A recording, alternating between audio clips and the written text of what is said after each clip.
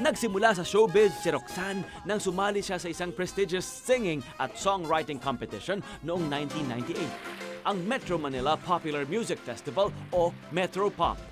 Nanonood lang ako ng TV sa GMA. Sabi ko, like, gusto ko sumali sa contest na yun. Kung kakanta lang ako, why not? Ilan taong ka lang na? 13 ako nun. So kahit papaano pumasok, nagpila kami. Pumila kami sa may Broadway Centrum. Ayan, tandang-tanda ko pa yan kasi sa kabila, Itbulaga. Pinalad namang makapasok sa auditions si Roxanne. At dahil may ibubuga talaga sa kantahan, nakaabot siya hanggang finals. Pwede rin tong pagmulan, sunog sa kabahayan. Ang apoy ay di biro, kaya huwag gawing laro. Nanalo ka ba? Anong premyo mo?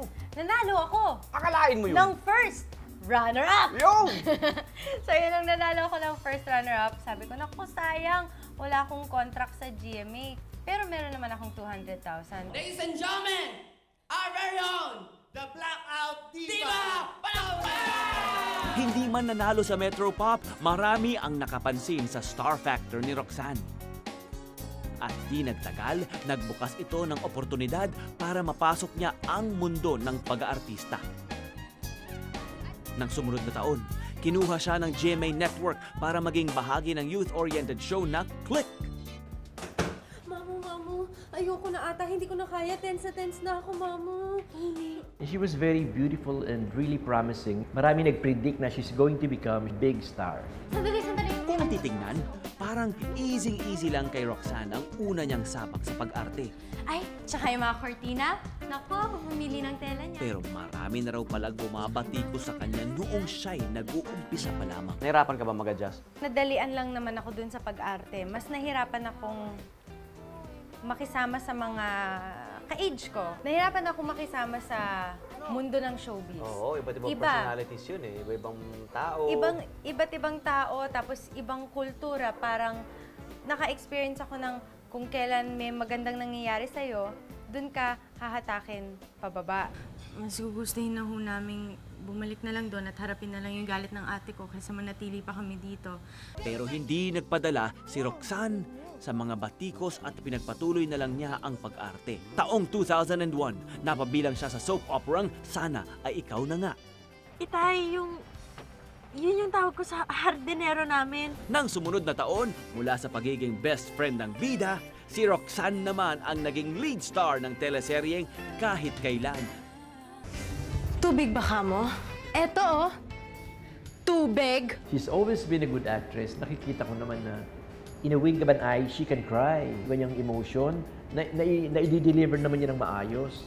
Given the chance to be directed by a good director, I think she's going to become really a very good actress, a very talented one. Alam mo naman na kailan lang namatay si Luis, hindi ba? Sa loob ng halos 5 taon, marami na agad na-accomplish si Roxanne. Pero sa kabila ng kanyang tagumpay, hindi pa rin daw siya nilubayan ng mga intriga. Paano nila magagawang mang-api sa tulad mo? Napakabata mo pa.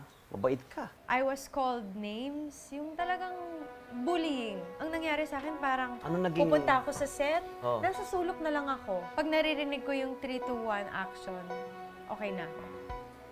Tapos pagka narinig ko yung cut, dun ako bumabalik sa, paano ko to gagawin?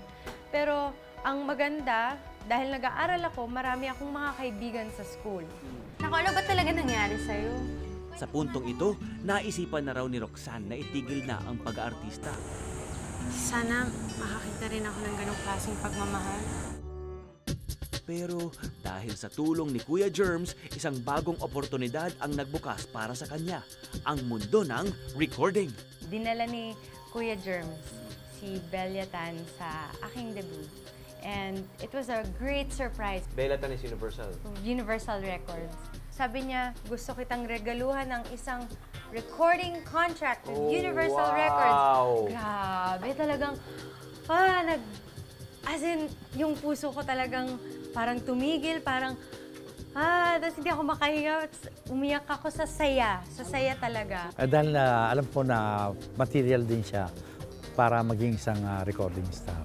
Pag nakikita ko ang isang talent na merong kakayahan Immediately ginagawa ko ng pagkakataon. Mula 2003 hanggang 2005, naging madalang ang paglabas ni Roxanne sa telebisyon. Pero naging abala naman siya sa kanyang kauna-unahang album na Roxy na inirelease noong 2004.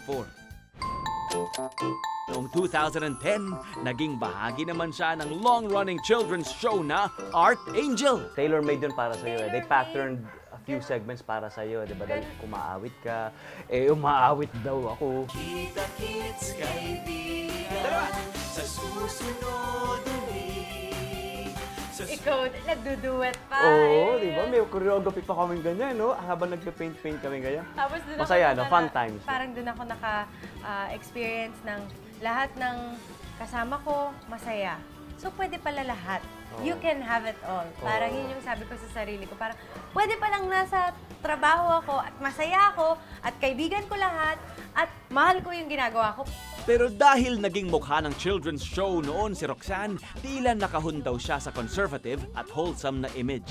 At para patunayang marami pa siyang kayang gawin, ni-reinvent niya ang kanyang sarili bilang isang mas daring at mas mature na Roxanne Barcelo. I was able to see it. She was so alluring, provocative, oozing with sensuality and sex appeal. Ang ganda niya talaga. Pero ang desisyong ito raw ni Roxanne, hindi niya ginawa para tuluyang ilantad ang kanyang katawan. Gusto lang daw niyang ipakita ang mas matapang at mas matatag na Roxanne na produkto ng mga pagsubok at intrigang kanyang nalampasan noon. Pinag-isipan ko siya. Hindi siya yung, ay, papasexy ako. Yung gumising na lang, ay, hubad. Hindi siya ganon. Parang sabi ko sa sarili ko, meron akong nire-represent na mga babae. Mga babae na na-bully at kailangan ng bumangon. Napasarap ang aming kwentuhan. Di namin napansin na tapos na ang aming hole-in-the-wall monster. Ayan. Pwede kayong maglaro sa inyong bahay. Kung gusto nyo mag-shoot at mag-score, ayan, pasok nyo lang dito ang inyong mga ping-pong balls or kahit na anong mga bola na naitatabi nyo dyan.